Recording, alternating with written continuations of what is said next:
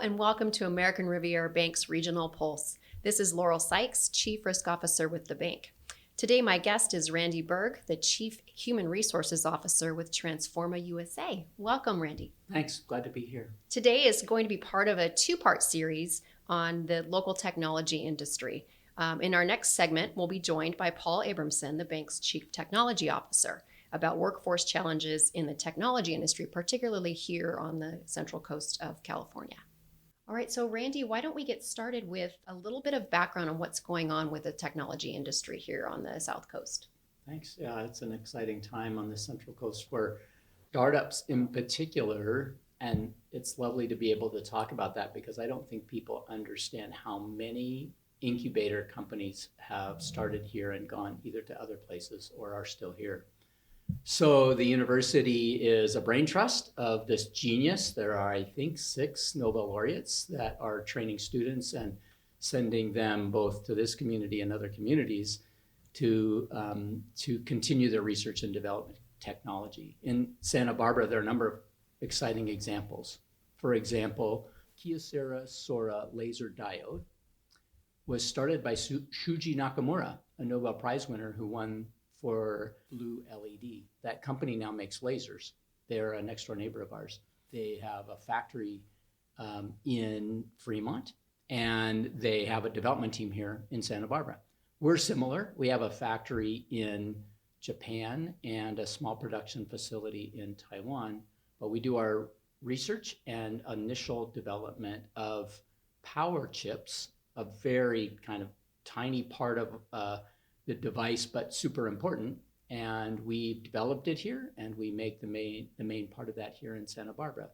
So I think Transphorm is another good example of one of many of these technology companies that are changing the face of employment in the region. That's great. And Randy, you and I know each other well from our work on the board of directors for the Santa Barbara South Coast Chamber of Commerce. And recently, the Chamber has done a lot of work around things like workforce development, highlighting the hospitality industry, and most recently, highlighting the technology industry, and produced a wonderful video called Techtopia to kind of highlight this unique segment in our marketplace. Do you want to tell us a little bit about the work there? The impetus was one of the UCSB staff members that works in a place called the NanoFab, which is a world-class clean room sponsored by the likes of Intel and AMD. In that NanoFab, research is done within the university, but also for those companies. Demis Johns supports that lab and does some amazing work for those people, but then training people. He noticed the frustration in the region where companies like Kyocera and Transphorm were stealing from each other. And we did not have a ready pool of employees that could do the kind of work we now call advanced manufacturing. Out of that desire, he collaborated with the board, he collaborated with the Chamber of Commerce and created a regional tech roundtable that brings together industry professionals from a variety of disciplines to talk about significant issues we face. Workforce development's one, housing is one, childcare, affordable childcare is another, and then the third, which was a bit of a surprise, is the electrical power supply. So Paul and I can talk about the challenges of surging electricity, perhaps at another time and in another venue, but that's an issue that we're hoping to address as a result. But where the connection that we had, Lauren, started was when we started talking about the need to help schools and parents understand that there were great jobs that didn't require a bachelor's degree.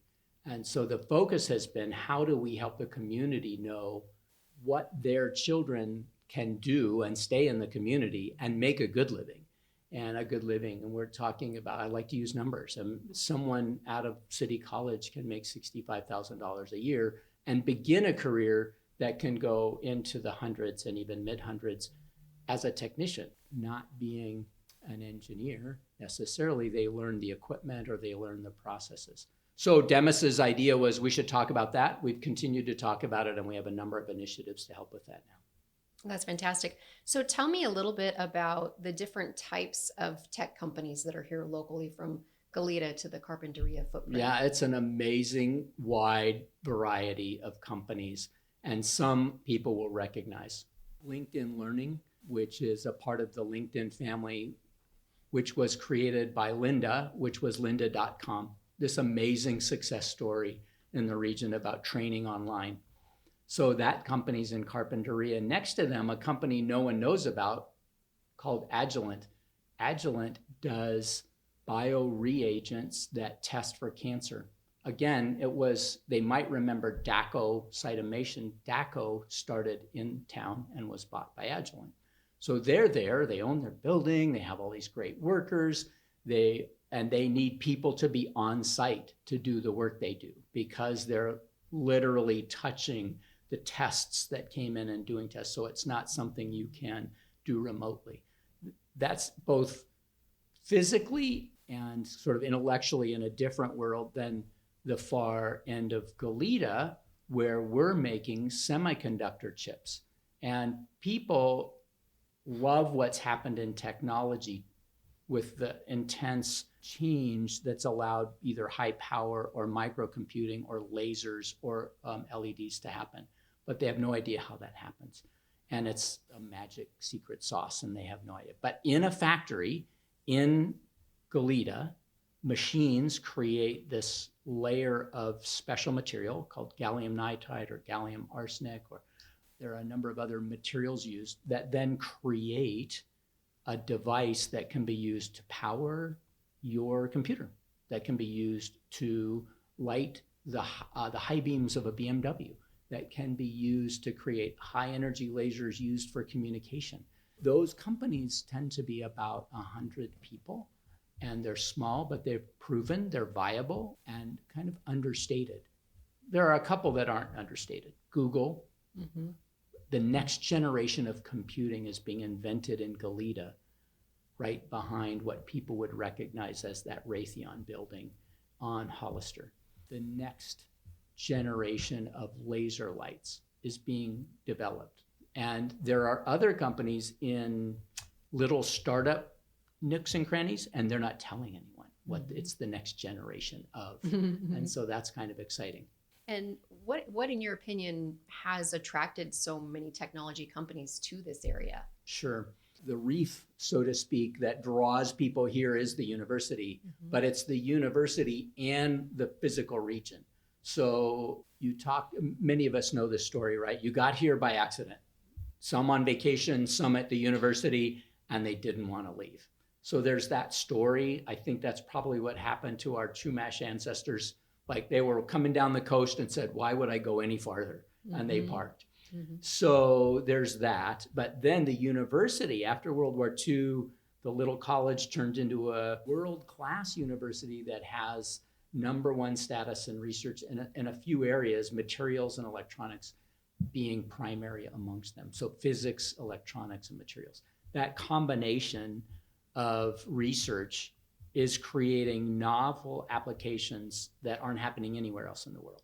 Gallium nitride is one of them. Who knows about GaN? Only a few of my geek colleagues and I know about this material.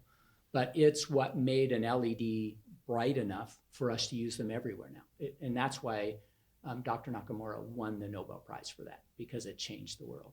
So his colleagues are hoping to change the world with these other technologies. And so having the university open to having their professors spin off ideas, and the university quite literally allowing the intellectual property to be used on both for their benefit and the benefit of the marketplace, has then created a region that's compact, but not so different than, say, Stanford, where the area is much bigger.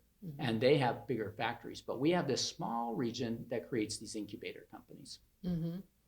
And are the technology companies seeing anything change with the whole COVID move to hybrid and remote work environment? Or do you see a lot of these companies still being on site in facilities? Yeah, so many companies, I haven't touched on the other range of companies, and so forgive me, my software friends, for the companies like Appfolio, Mhm. Yardi, Mhm. huge, significant companies, Procore, very big companies doing amazing work. They got the benefit of working from anywhere, Mhm. not just home. Like Mhm.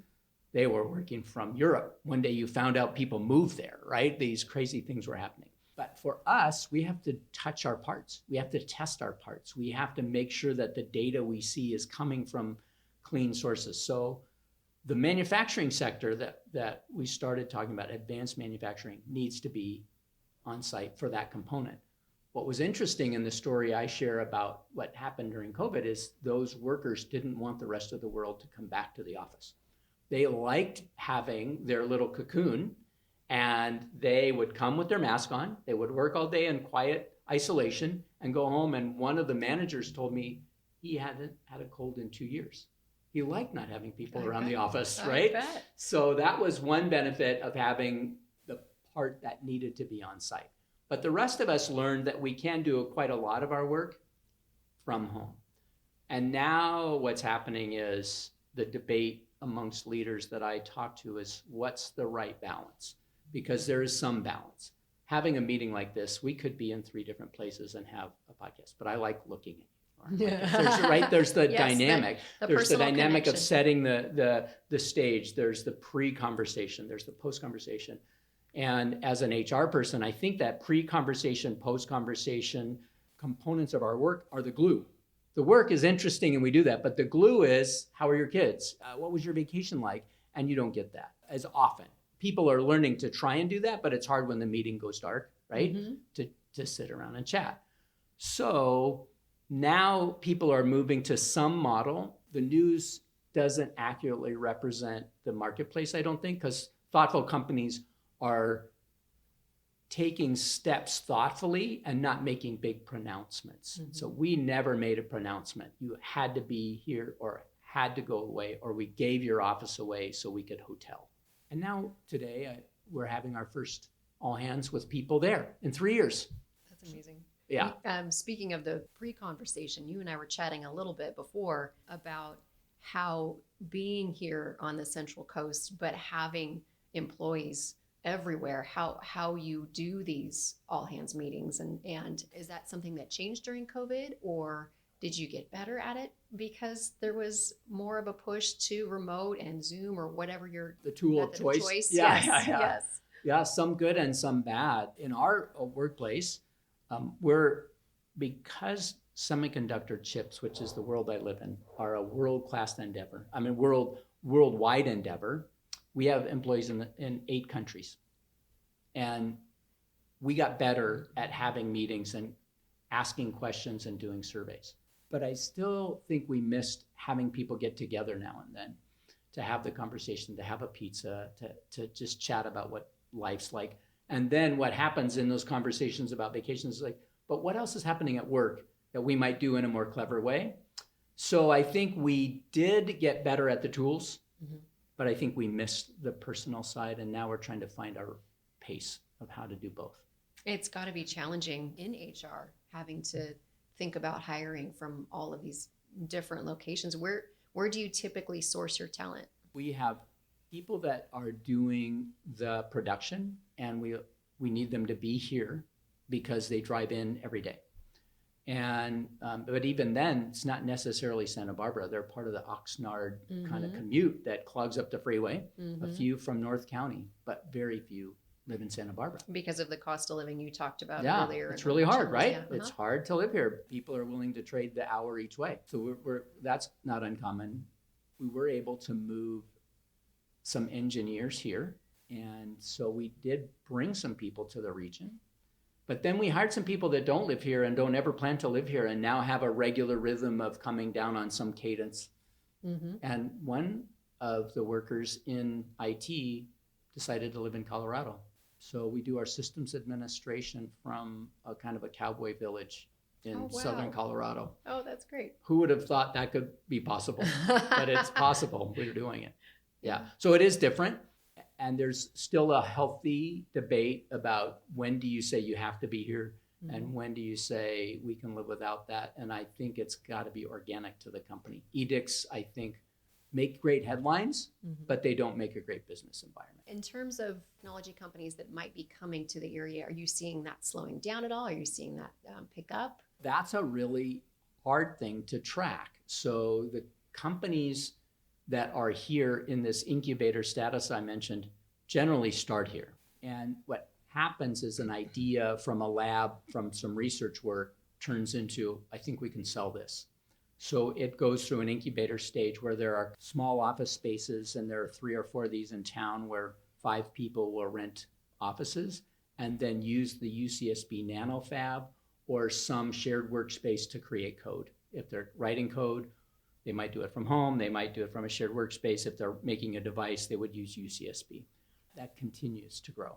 Mm-hmm. But you can't track it. Some are so stealthy, they don't have their business license yet, right? They just sort of have this idea, they call it graduate work, and then it migrates into, okay, now we have a business and we're going to be paid and we're going to figure out how to do that. But still not necessarily on anyone's radar.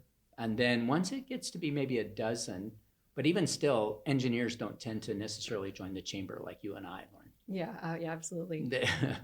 So, Randy, you mentioned that one of the reasons that technology tends to flock here is the proximity to the university and just the physical presence and physical region here. Talk to me a little bit about what's going on with all the recent investments in the space program here.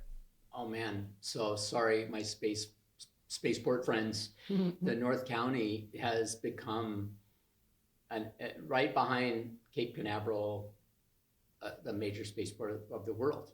And not only big rockets, but rockets that are launching multiple satellites. And so the workers that are fueling that system, as well as putting it together, then some places where they're designing those kinds of satellites are all happening in Santa Barbara. The spaceport is creating a number of jobs that will only expand. Spaceport housed at Lompoc, which is now establishing its own identity on the world stage, is launching satellites that are changing the telecommunication world, as well as experimenting with things less known about super fast rocket flight. Mm-hmm. So it's an exciting time for those in North County, more I think than South County, right? That people keeping the rockets fueled, to keep the launch pad up, to keep the electronics and telemetry working, are all happening in North County. Also, the provider of NASA-launched rockets is in North County. This company does, like, all the communications from the 109876 to what's happening in Houston, we have a problem, are happening through technology invented by a team of people in North County. So there's an amazing set of companies that are, I think, going to continue to only thrive, grow, and then the subsets. Right. What's funny too is the only reason I'm here in the Central Coast is because of the space program. Oh. My grandfather was in Florida, and he was one of the engineers that helped put the first monkey in space. Okay. So he did the Gemini and the Mercury missions, and then he was moved here to Vandenberg Village. And my father started attending Santa Ynez High School and met my mother there. So there you go, and here you are. And here I am. I love that story. So I am a function of the space program myself. Okay. and what's interesting now is it's only getting momentum, right? Mm-hmm. Yeah, and so a lovely organization called REACH has worked very hard. It's kind of a regional chamber of commerce, and that organization has worked very hard to make federal and state legislators aware of the opportunities and the needs. REACH is also very involved in workforce development and trying to, and supporting what's happening in the Santa Maria region school districts to help students know that while their parents may have worked very hard to get an ag job and get them through school, they have jobs putting people in space if they want to go through the vocational ed programs that North County's putting together. And the same is, I think, that's our model down here in the South County. How can we help people whose parents have worked very hard to get them here understand that there's a whole new world that people wouldn't even know about? And so that's, to me, an exciting challenge to communicate. And I would be remiss if I didn't mention tech in our own company. So one of our board members is part of HG Insights, big data intelligence. That's right. Elizabeth Chowowski. I do know Elizabeth. Yeah.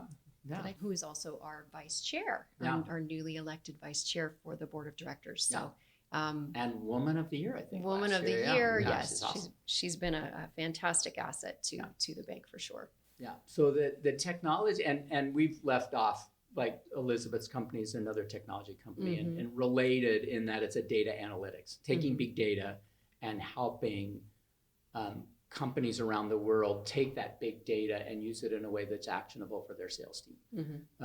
And so those kinds of companies exist, and they exist in the Funk Zone where her office is, but there's companies out in Goleta as well. That's great. Well, thank you so much for your time today, Randy, and thank you to our listeners for joining us. I think now is probably a good time to take a pause and start our next segment, which will be more around the workforce development efforts that you're helping with, along with the Santa Barbara South Coast Chamber and UCSB, and a little bit about challenges in hiring with the cost of living here on the Central Coast. If any of our listeners would like to learn more about American Riviera Bank, you can visit us at americanriviera.bank. And thanks again for listening. We'll be back again.